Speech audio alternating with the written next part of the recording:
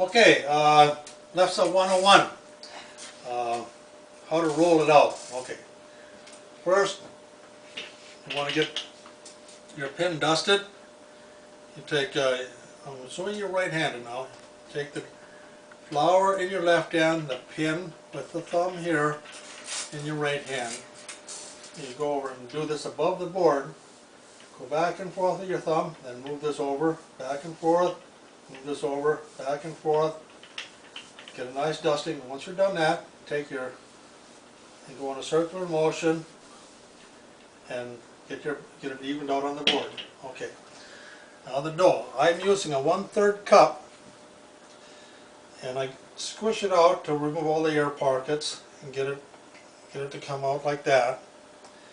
And then I put that in my hand. Now this is important. You must knead this here. By going around like this and what's called kneading, you get the dough to bond a lot better, especially on the surface. Okay, get it nice and round like that. Put it on the board. Now you got a bunch of dough on your hands. Take your waste flour and just get your hands cleaned up.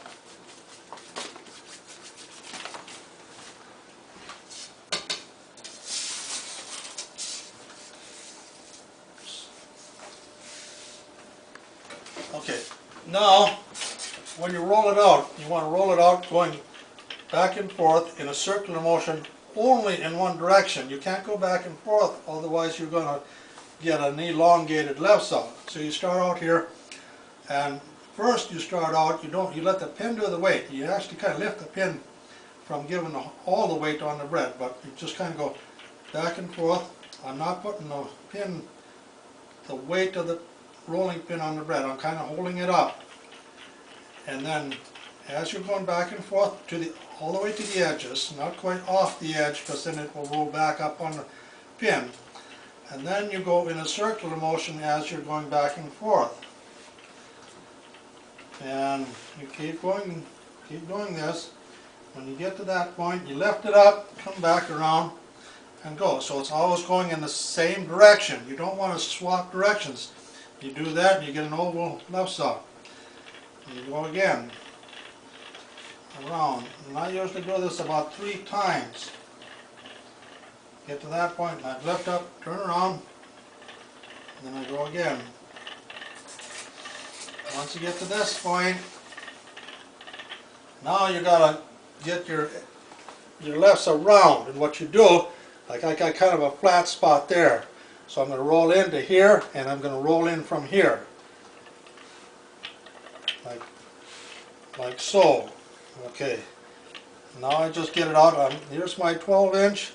I usually go like 12.5 inches, so I just keep kind of rolling to get that to size. That's about it there. And I'm just kind of evening out my edges there.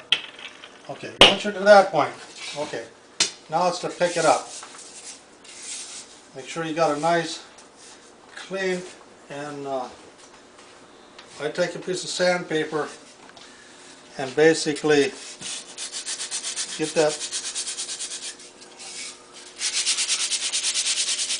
that kind of sharp, so you have a nice, clean, sharp edge there. Now, the center of the lefse is there. You want to get your knife under there like that, so that you got more over on this side than you do on this side. So I go under there like that. Now you got to lift it up completely off of here, over here, and set it on here. Now you got to do this kind of fast, and this is going to take some practice. If you hold it in the air too long, it's going to fall off because we're so ultra thin. So here we go. Once you get over here, drop it completely on the plate like that. You don't have to have any weight up there, and just kind of, once you get that much there, don't try to flip that over, just kind of slide that out. That's it. Who are you? I'm Roger Hansen. This is how you make lefse. This is how you burn lefse. And the finished product? What? The finished product? Finished product. Oh yeah, you want to keep it under wraps all the time. You're doing this. No more than one batch under here. You don't want to stack more than one batch under here at a time. You take your Lefse, put it on top here, and then cover it back up again. And then once you get the batch done, you set it over there. I got 3 batches over there. Okay.